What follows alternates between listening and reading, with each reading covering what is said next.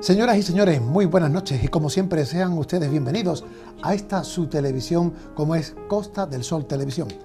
En mitad de un puente, pues sí, aquí disfrutando de esta jornada del martes 12 de octubre, donde, bueno, no faltamos a la cita semanal que tenemos con nuestro programa El Turismo, Nuestra Industria, y no porque precisamente no dejen de tener temas o actualidades nuestro sector, precisamente porque hay muchísimos temas. Nosotros no queremos perder ni una cita semanal para que ustedes estén al corriente de cómo el sector turístico va intentando recuperarse a tenor de la pandemia que de momento sigue habitando entre nosotros, pero cada vez de una manera más ligera, por decirlo.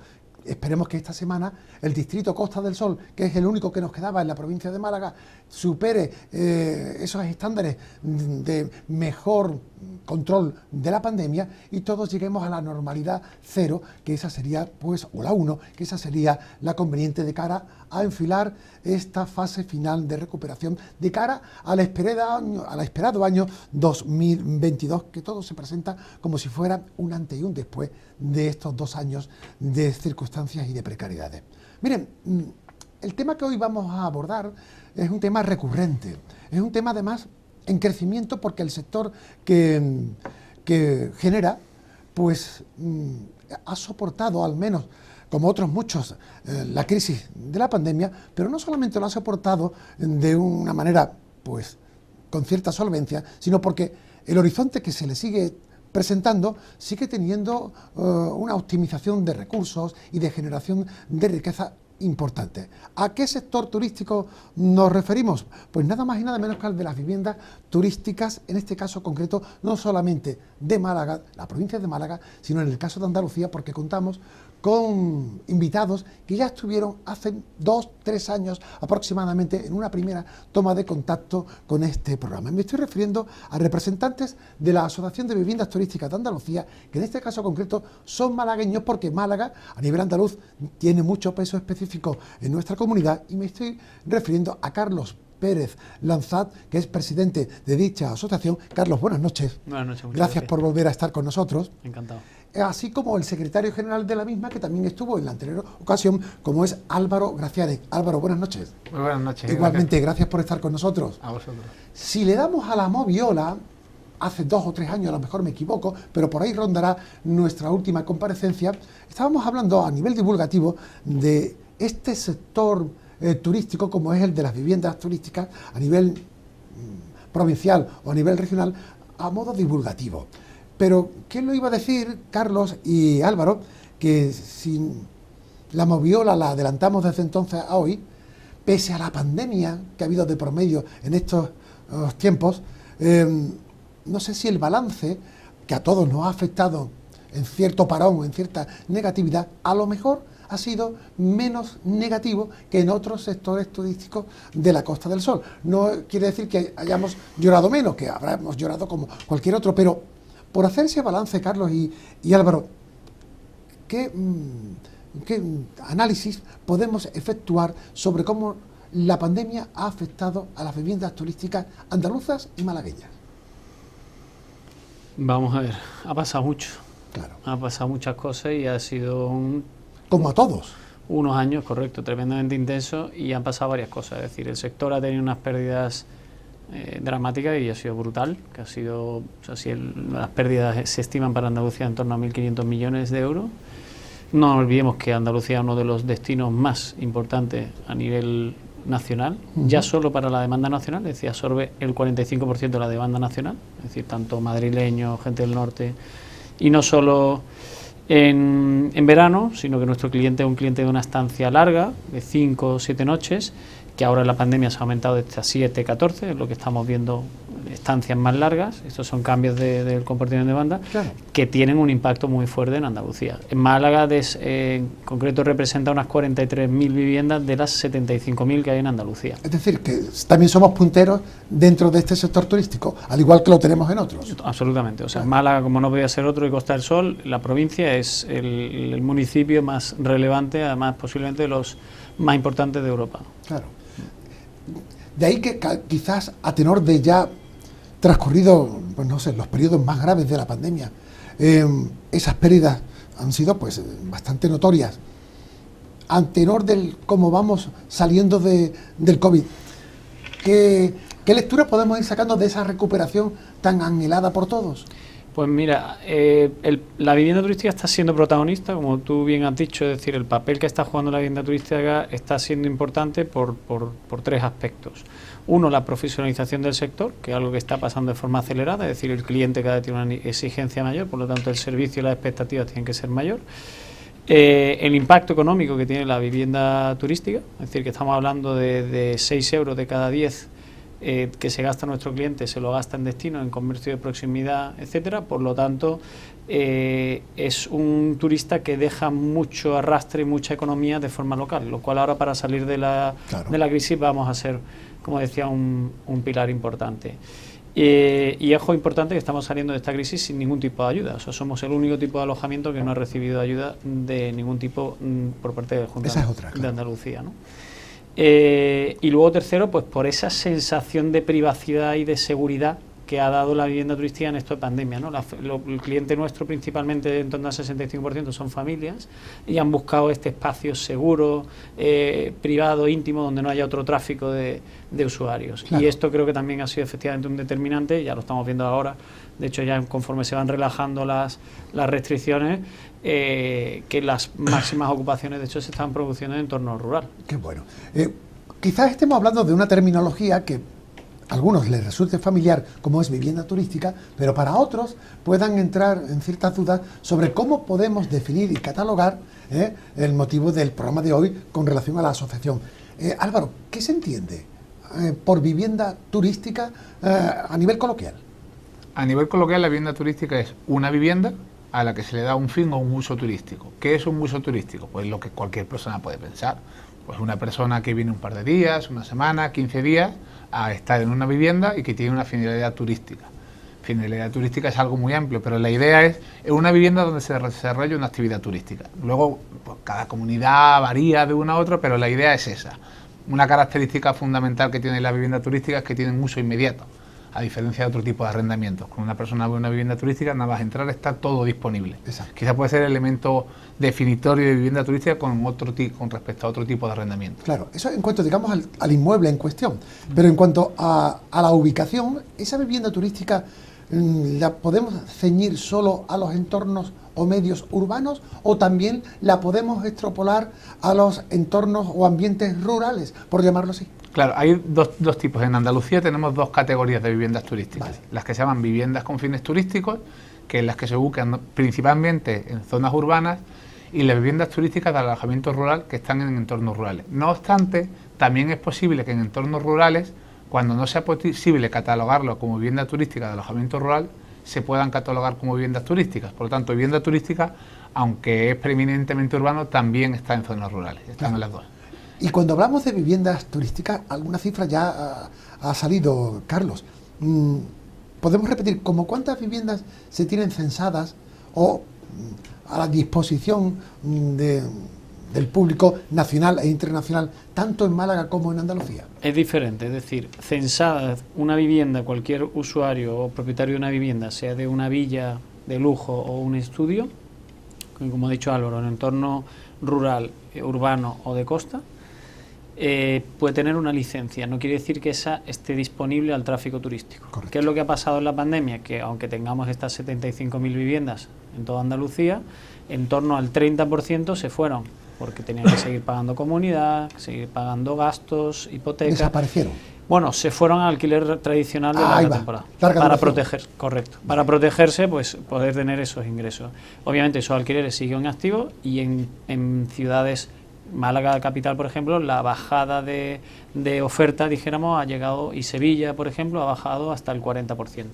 Por lo tanto, esto también ha fomentado que se produzca esa profesionalización y esta consolidación del sector. Es decir, se está quedando el perfil de vivienda que es realmente de valor añadido para este turista, ¿no? Una vivienda que es interesante. Pues esto, las que están más cerca de playa, las villas con piscina privada, ese tipo de inmuebles. ¿Puedo interpretar que a lo mejor las circunstancias del COVID, por la precariedad económica que ha conllevado a todas las capas sociales, a todos los sectores empresariales, ha hecho que el sector de las viviendas turísticas se haya podido reordenar de cara a una mejor prestación de servicios, a una competencia más acorde a las necesidades? ¿Se ha aprovechado el COVID quizás para potenciar las viviendas turísticas en un mejor encaje social? Como toda crisis, siempre una crisis supone una racionalización, tanto de la oferta como de la demanda. En este caso, por parte de la oferta, sin duda. Cuando viene una crisis y hay menos recursos, quedan los mejores. Entonces se produce una especie de cribado donde aquellos que no satisfacían de manera notable las necesidades de los turistas han quedado fuera. Pero también se ha producido una criba por parte de la demanda. También, los clientes exigen más. Exacto. Entonces, si los clientes exigen más y los oferentes tienen que mejorar mejor servicio, al final se queda un mercado más saneado, más eficiente y sobre todo más competitivo con respecto a otros países, que es algo muy interesante. Por sacar la lectura positiva, que también la hay. Sí, pero le falta un punto que es el que estamos luchando desde la asociación, que es definir la figura del gestor, ¿no? Esa profesionalización, ese último paso, porque aquí quien manda es el cliente, ¿no? Ese es el jefe, ¿no? Y como bien ha dicho Álvaro... El cliente es el usuario de la vivienda. Correcto, el huésped. Okay. El huésped que viene aquí a visitarnos, esta familia, o sean teletrabajadores ahora, clientes corporativos, de todo, ¿no? ¿Y por qué manda? Pues porque es quien realmente el que paga. Correcto. Vale. O sea, tan sencillo como que es el que paga y el que elige Andalucía, y que además ahora con esto del teletrabajo va a ser más exigente, porque el que es un nómada digital o un teletrabajador ya no es un cliente corporativo que tu empresa te manda allí porque te ha tocado el marrón o tienes que abrir negocio allí o te toca. Es que te eligen.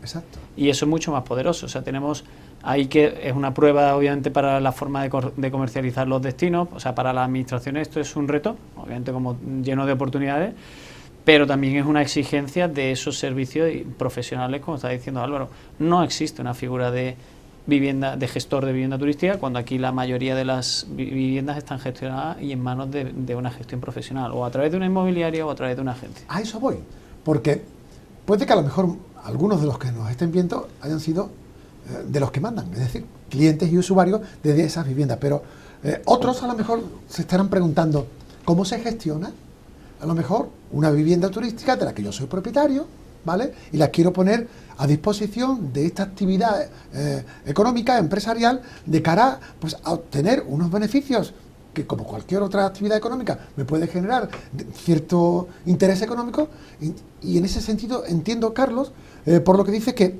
la figura de la gestión profesional de las viviendas turísticas no está definida, no está reglamentada. No a día de hoy. O sea, ese es un camino que estamos luchando, la verdad, porque está siendo más tedioso de lo que esperábamos con la Junta de Andalucía, para intentar llegar a una definición, porque aquí hay dos cosas importantes. O sea, nosotros tenemos a nivel de producto el usuario ve o el apartamento turístico o la vivienda turística. Esto lo comentamos en la anterior vez que nos conocimos, o sea, que nos vimos aquí, y esos dos a nivel de producto es exactamente lo mismo, pero obviamente el cliente tiene exactamente los mismos niveles de exigencia. Que tiene que servir, es decir, tiene que haber una figura donde se pueda dar servicio, como ya existe en apartamento turístico, pero hay cantidad de villas en verano que se están alquilando auténticos dinerales. De hecho, en la anterior crisis el mercado de lujo en Marbella, Costa del Sol, lo conservó las villas, que se venían con camiones llenos de coches deportivos a pegarse un veranito, 1 o 2 meses, y pagando cantidades de películas. Claro.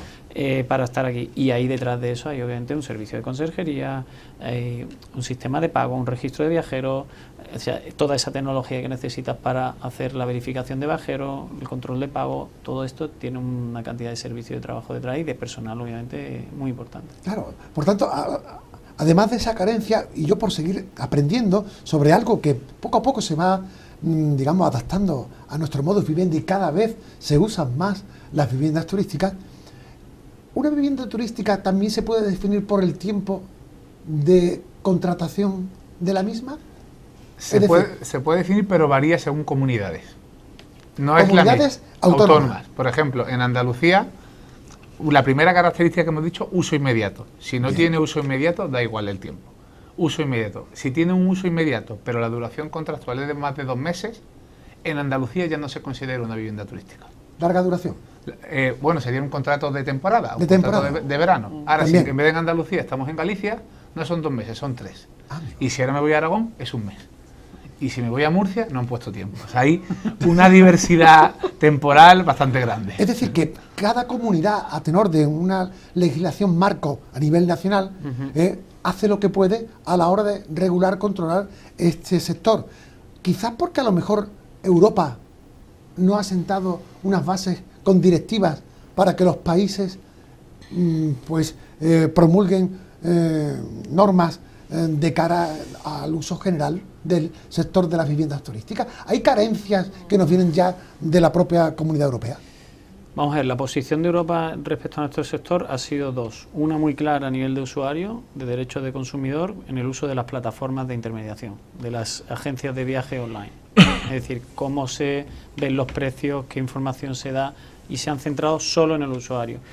El informe que se emitió cuando empezó a surgir esto ya con una contundencia mayor en todas las capitales europeas y en toda Europa, al revés, lo vieron como una oportunidad y se definió como el unicornio para Europa de poder ser uno de los sectores que genere riqueza y economía en Europa. Por lo tanto, ahí se ha dejado quizá más libertad a que cada territorio regule, que un poco al final es lo que dice Álvaro, que tenemos aquí 17 definiciones diferentes de lo que es una vivienda turística, ¿no? Claro, precisamente hablando de Europa, lo digo como adelanto de lo que va a ocurrir al final de este mes, y lo trataremos en la segunda parte del programa. Algo a lo mejor se puede avanzar en cuanto a lo que Europa pueda estar gestionando con ese congreso que vais a organizar aquí en Málaga, que sería el segundo que se lleva a cabo, 6ª edición del Congreso Fitur Summit, que va a reunir a propietarios, gestores, inversores, administraciones. Es decir, va a ser una cumbre importantísima donde a lo mejor por segunda vez pone de manifiesto que el sur, Málaga, dice mucho en el ámbito europeo de cara a las viviendas turísticas. Digo como adelanto de lo que luego vamos a abordar. Pero ciñéndonos más a lo más inmediato, y por ser aún más divulgativos, ¿qué queda por legislar al margen de la gestión profesional de las viviendas turísticas? Si hay alguna otra laguna dentro de la administración que tenga competencias. En este caso hablaremos, parece que la Junta de Andalucía es la que puede tener más competencias, porque la nacional puede o tiene alguna norma de obligado cumplimiento en cuanto a las viviendas turísticas, o todo ello está transferido a las comunidades autónomas. No, la normativa está dispersa entre Estado, comunidades autónomas y ayuntamientos. ¿Dispersa? Sí, dispersa. Por tanto, todos tienen. Todos tienen. Todos reciben lo suyo, por así decirlo. A nivel nacional existe en la Ley de Arrendamientos Urbanos lo que sería la definición estándar de lo que es una vivienda turística, que viene del artículo 5E de la LAU, y luego cada comunidad autónoma, en base a las competencias que tienen adquiridas, regulan lo que es la parte de derecho público de la vivienda turística. Luego los ayuntamientos a su vez tienen competencias en materia de urbanismo. Por otro lado, a nivel nacional se regula la Ley de Seguridad Ciudadana y la normativa de consumidores, que en parte está transferida a las comunidades autónomas. O sea, hay de todo. Esto hace más compleja la situación, posiblemente, porque al ser competencia de todas las administraciones, el desarrollo del sector puede verse no tan agilizado si hubiera una normativa y una administración donde todo se pudiera canalizar de una manera más directa, digo yo. Sobre todo si hubiese administraciones coherentes. Porque, por ejemplo... O sea, coherencia además. Sí, porque, por ejemplo, en Andalucía, en la definición de viviendas turísticas, una característica fundamental es que se ubique en suelo residencial. Es decir, una vivienda turística, desde un punto de vista urbanístico, tiene que ser vivienda. Y hay ayuntamientos, como por ejemplo el de Sevilla, que ahora han definido que las viviendas turísticas no pueden estar en suelo residencial, tienen que estar en suelo terciario. Entonces ahora tenemos dos normativas que chocan una contra otra. Eso es absurdo. No puede una normativa contradecir a la otra, porque genera inseguridad. Me da la impresión de que pese a todo este lastre que pueda retener el crecimiento, pese a todo, el sector sigue avanzando. Sí, pero es lo que has dicho antes, ¿no? O sea, el cliente lo demanda. Claro. Es que la demanda es que es lo que hemos comentado un poquito antes, ¿no? Es decir, el cliente está teniendo más por menos. Y eso yo creo que es el futuro. Desde el punto de partida que tú llegas a una ciudad, te mueves por Europa, con tu DNI llegas a una ciudad y con tu teléfono tienes coche, moto, casa, sin conocer a nadie. O sea, no tienes que abrir la boca ni hablar con nadie. Claro. desde que existe esa transparencia, esa seguridad, esa confianza y sobre todo seguridad, que es la clave yo creo que tenemos y disfrutamos en Europa y que la damos ya por asumida. ¿Cómo vamos a poder...? O sea, la turoperación pues tendrá su público, pero el porcentaje mayor del cliente ya no necesita ni tanto una agencia de viajes, ni tanto una turoperación, es decir, la gente mucho más familiar con todas las tecnologías, con toda la información, que además hoy día en Internet que encuentras la información, ¿no? ¿Hay algún país europeo que tenga resuelto en condiciones operativas, que esté a la altura de las circunstancias y de las realidades en cuanto al uso y disfrute de las viviendas turísticas? Yo de las normativas que conozco, quizás la que más me guste y el que le tengo más avanzado es Portugal. Portugal. ¿Qué tiene Portugal que no tengamos nosotros? Centralización. Exactamente, tiene definido... Claro, lo que decíamos antes. Tanto a nivel tributario como administrativo, como civil, sí parece que hay una unidad en cuanto a la figura de viviendas turísticas. Puede ser de la normativa que esté más avanzada Europa. Máxime cuando, por ejemplo, al hilo de la actualidad más puntual, esta semana pasada, pues nos salía el gobierno anunciando que iba a haber una ley sobre los alquileres de viviendas. Al menos a proponer a nivel general y luego que cada ayuntamiento o cada comunidad hiciera de ello lo que fuera posible. Este proyecto puede inquietar al sector de las viviendas turísticas, puede afectar. ¿De qué manera habéis acogido esta iniciativa dentro del sector?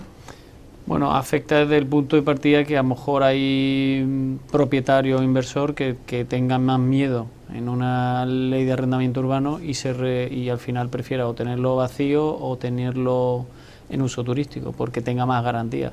O sea, normalmente hay preocupación por parte del propietario de una ocupación y la desprotección que tiene el propietario ante una ocupación y luego estar fuera de mercado. O sea, la ley de arrendamiento urbano ahora llega desde 5 a 7 años. Depende si es una sociedad. Entonces, en un mercado al alza, eso te puede penalizar, porque si tú alquilas, no sé, un estudio, un apartamento a 500, 600 euros y el mercado sigue subiendo hasta 800 y tú sigues vinculado a ese alquiler en 600, pudiendo estar ganando a lo mejor 300 que te pueda suponer economía a la familia y obviamente una ayuda obvia, pues obviamente eso es complicado y a lo mejor hay gente que no busca ese tipo de arrendamiento y al final pues o se está teniendo vacía o se refugia en modelos turísticos, claro, en los municipios y las zonas donde se pueda, porque no todas las viviendas tienen las características de un uso turístico. Claro, habitualmente cuando hablamos de viviendas turísticas, esto puede ser un tema recurrente que se suele tratar siempre que hablamos de este sector, ¿no? Puede haber reticencias, puede haber diferencias, puede haber ciertos roces con el sector hotelero, ¿no? ¿Cómo podemos convivir lo que es el sector de la hostelería, o mejor dicho, de los hoteles, de los hosteleros y el sector de las viviendas turísticas? Parece que, en cierto modo, se ha querido, pues, no sé, enfrentar una actividad con otra, como si a lo mejor unos se amparan en unas circunstancias de mayor privilegio que en otros. ¿Actualmente ya se está superando esta leyenda o esta circunstancia que ponía en jaque la convivencia de ambos sectores? Yo por mi parte diría, primero, la competencia asusta al incompetente. O sea que en ese sentido, aquí yo creo que hay para todo. Como decimos, España es una potencia internacional a nivel de turismo. Aquí hay una oferta pero hay que mantenerse competitivo y si ahora el cliente pide esto, pero vamos, el siguiente punto es que todo el sector hotelero ya está mirando a este sector e invirtiendo en este sector. O sea, ya tenemos un proyecto de Mandarín, de superlujo en Barcelona, en Paseo de Gracia, que van a hacer unas residencias allí para dar este tipo de servicio, obviamente en un concepto de superlujo. Luego tienes Hilton, luego tienes, Hyatt, que en Madrid creo que hacen también apartamentos. Ha habido Meliá de Zaragoza han rehabilitado y una parte la han hecho ya en apartamentos. Otusa también ha tenido esta inversión. Roommate tiene otra marca específica solo para esto. Es decir, que todas las hoteleras, a lo mejor no se comunica tanto, pero están, yo creo que los grandes inversores de vivienda turística van a ser los hoteleros. Lo que pasa es que, aunque puedan parecerse a las viviendas turísticas en cuanto al servicio, me da la impresión de que no va a ser igual que las viviendas turísticas a lo convencional, porque quizá uno de los perfiles que diferencian el usuario, el cliente de viviendas turísticas, es porque no quiere sentirse igual que los que están a su alrededor, sino que quieren cohabitar con los ciudadanos, con los que están en Málaga centro, y no verse en un edificio o en una zona donde todos son residentes de viviendas turísticas. Y a lo mejor esto puede ser un ensayo, pero que no va a llegar al perfil que el usuario de vivienda turística desea, que es llegar a Málaga, un barrio, un piso, donde hay una vecindad, donde hay unos comercios, donde hay una idiosincrasia. Como observa, yo creo que ese matiz va a ser muy diferenciado en base a la competencia que puedan venir tener otras cadenas importantes, ¿no? Yo creo que habrá para todos, ¿no? Habrá, como igual que existe un hotel boutique o un hotel más de un resort de todo incluido y son distintos conceptos, creo que nuestro sector también es tremendamente rico y vas a lo mejor a necesitar todo ese tipo de oferta porque va a haber demanda que te pida tanto un producto como otro. Es decir, en la asociación tenemos las dos tipologías, desde apartamentos, viviendas turísticas a casas rurales, como está explicando Álvaro. Y al final, pues lo que vemos y por las ocupaciones que se ven ahora, que estamos viendo aquí en el puente y esto, son altas. Es decir, que el cliente lo está eligiendo en todas sus distintas tipologías. Por tanto, pregunto lo siguiente. Dentro de la asociación, ¿existen inmuebles o existen empresas, por llamarlo así, que ofrecen productos en edificios donde cohabitan varios apartamentos o todo lleno de apartamentos? O, por contrario, existen ofertas de viviendas turísticas diseminadas, repartidas? ¿Qué es lo que más abunda dentro de la oferta turística que posibilitáis dentro del sector? Todo. Es decir, tenemos ahora mismo desde el que tiene un edificio completo dedicado a apartamentos turísticos, que lo tiene ya plenamente profesional. ¿Ese sector va creciendo más cada vez? ¿El Sí. del piso, el del inmueble, el que tiene un edificio completo para apartamentos? Los dos, es decir, tenemos, y además aquí en Andalucía hemos tenido, es parte del ADN de la comunidad, hemos tenido los dos modelos. Ahora quizás el edificio completo ya de mano de cadenas hoteleras o de ya más sofisticado, con una inversión más compleja, con un operador que entra en esa gestión, etcétera, eso también ha acelerado y ya creando un concepto de marca, una experiencia, todo esto que decimos, ¿no? Buscando también esa autenticidad.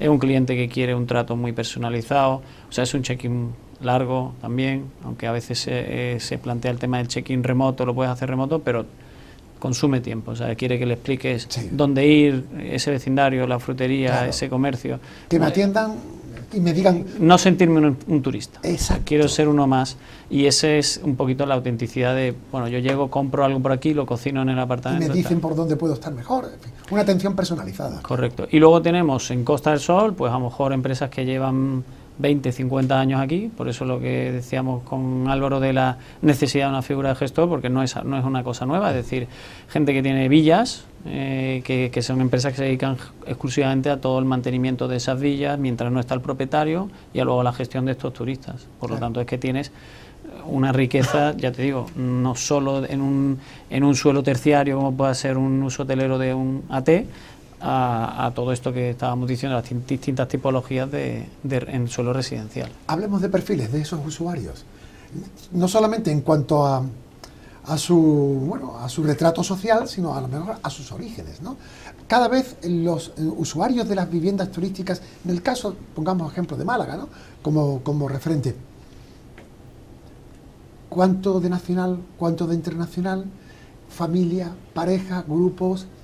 ¿Cómo podríamos hacer ese retrato robot, si hubiera uno o dos o tres, de cuáles son esos usuarios de las viviendas turísticas convencionales? Bueno, este año con el tema de la pandemia cambia todo, pero antes de la pandemia en Málaga, ciudad de la Costa del Sol, pues ya está cerca del 60%, si coges el cómputo anual, el 60% de las reservas eran extranjeros y el 40% nacional. ¿Abunda el extranjero? Sí, principalmente extranjeros. Pero bueno, es algo característico del sector turístico de la Costa del Sol, no específico de las viviendas turísticas. Correcto, sí.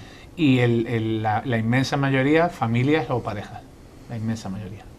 El cliente arquetípico sería una familia extranjera. ¿Y hay algún país que predomine en su estancia en la Costa del Sol de origen, podemos hablar de más británicos o podemos hablar de más franceses o italianos, nórdicos.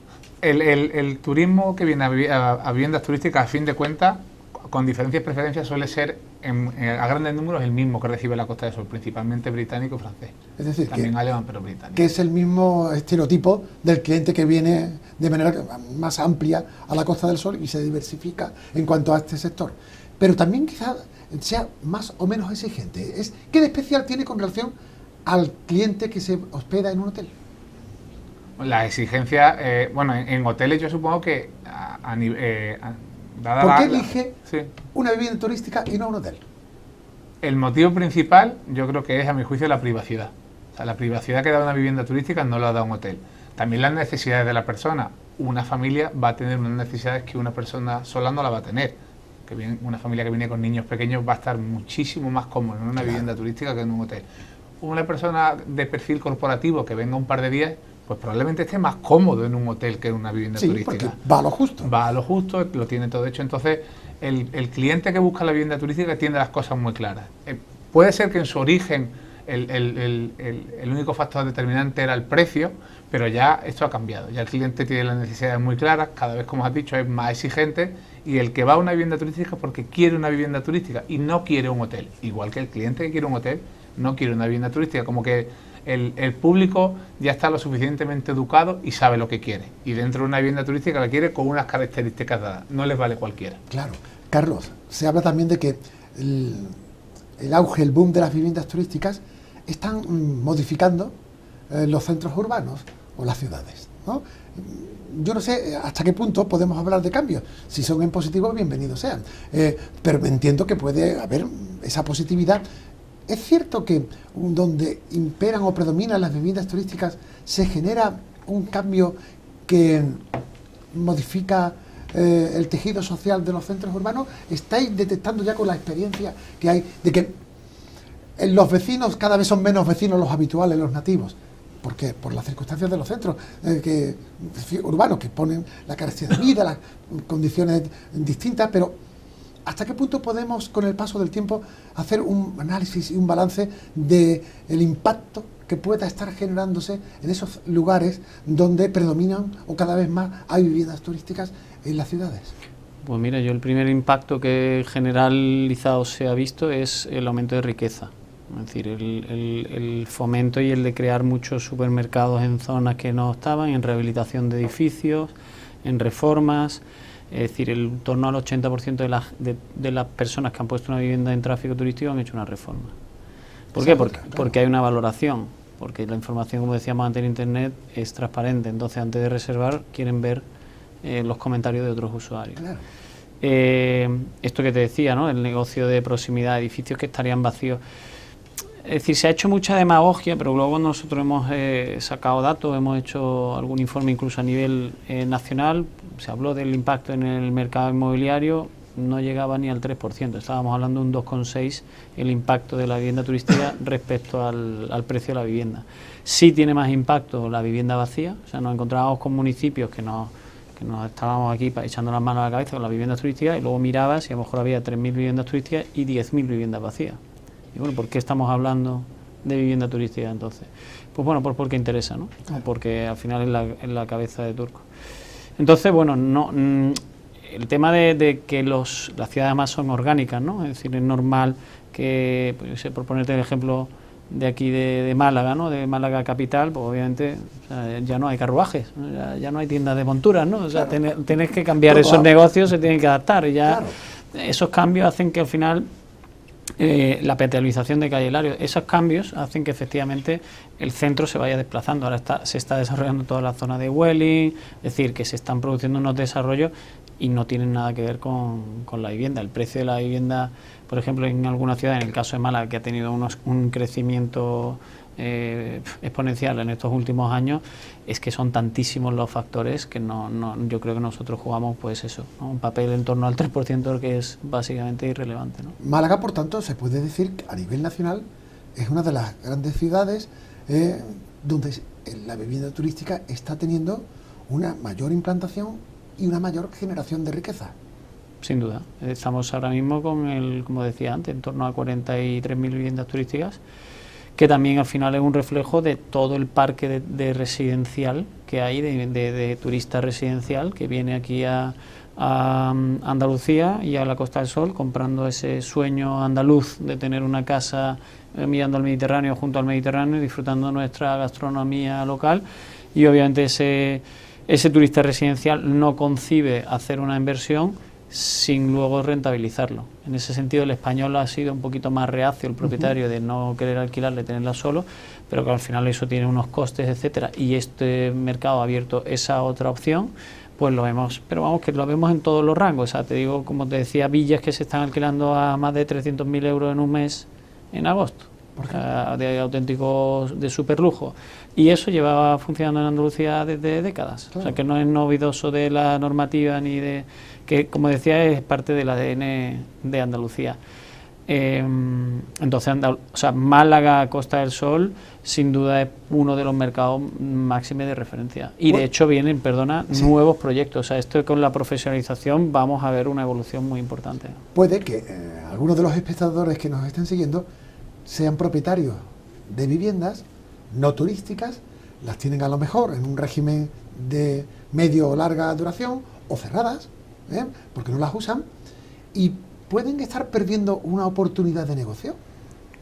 Bueno, yo en ese caso... Los que los tengan vacías, sin duda. De hecho, en la ciudad de Málaga... Digo, con relación a la vivienda turística. Sí, totalmente. En Málaga se hizo un estudio por parte de Lomau, donde venían a indicar que en Málaga había un número altísimo de viviendas vacías y que ahora gran parte de esa vivienda vacía había pasado a ser vivienda turística. O sea, viviendas que estaban infrautilizadas, claro, se le está dando uso. O sea, una vivienda infrautilizada no solo es que esté perdiendo dinero el propietario, es que pueden generar problemas de ocupación, de suciedad, y sobre todo que hay espacios donde en vez de construirse otros establecimientos hoteleros, pues se pueden utilizar las viviendas que ya están ahí. Claro. Esto también tiene un impacto medioambiental importante. O sea, que es que cuando se habla de la ventaja o de las externalidades de la vivienda turística, se tiende a hablar de lo negativo, pero no de lo positivo. Y no es solo el factor económico, también el mejor uso de los recursos que ya tiene una ciudad. Bueno. Entonces, un propietario que tenga una vivienda vacía, pues depende de qué es lo que quiera. Si su intención es tenerla vacía como una cueva, amén. Claro. Pero si a lo mejor quiere venderla, esto ha pasado muchísimo, personas que tienen viviendas que querían venderla, y bueno, pues la pongo turística mientras se va vendiendo, porque así cada vez que sale un cliente y otro la tengo para presentarla súper bien. Exacto. ¿Qué ha pasado? Que se han metido y ya no quieren vender. Ya no quieren vender. buena nota. De todas formas, siempre es bueno, o sea, yo la recomendación que daría a cualquier propietario, y vuelvo a decir, ya hay empresas y agencias que se dedican y operadores a esto. A gestionar. Yo recomendaría siempre ponerse en manos de un profesional, como cualquier sector. Que cada vez los va viendo más. Los va viendo más, y además ahora hay formas. Ya acabamos de entrar en la certificación del SICTEC, el Sistema de Calidad Integral de Calidad en Destino, que en la vivienda no estaba, la vivienda turística, eso es algo novedoso, y se ha hecho un piloto en Málaga y en Valencia. O sea que ya existen certificaciones, ya existen formas de saber a esos profesionales qué asesoramiento te pueden dar, y dice, oye, mi casa puede funcionar para turístico, tiene un buen perfil, no, porque también lo que ha pasado en esta pandemia es que la gente ha forzado por un efecto llamada de, ay, esto es la gallina de los huevos de oro, claro, o es dinero fácil, y ni es tanto dinero ni es tan fácil. Todo tiene su... Entonces, al final lo ideal y la recomendación sería consultar con una agencia, entender un poco que ya se tienen. Y hay profesionales que cada vez se van haciendo con el sector y pueden gestionar perfectamente lo que antes podía ser una gestión directa del propio propietario, ¿no? Ahora lo puedes poner en manos. Fiscalidad, hay que ver la fiscalidad, hay que ver la legalidad, que se cumplen los requisitos, no solo urbanísticos, sino de la normativa. Y que es una oportunidad de negocio. Y correcto, que vale la pena. Bueno, pues hablando de otras cuestiones, vamos a hacer un pequeño alto en el camino, porque nos debemos a la publicidad, y después, en la segunda parte, vamos a seguir hablando de viviendas turísticas, pero ya desde un ámbito más internacional, y también, ¿por qué no?, de otras cuestiones y detalles que sirvan para que ustedes y todos tengamos un buen conocimiento de lo que está siendo uno de los sectores de mayor crecimiento en el turismo de Málaga, de la Costa del Sol y de Andalucía, como es el de las viviendas turísticas. Hasta dentro de un ratito.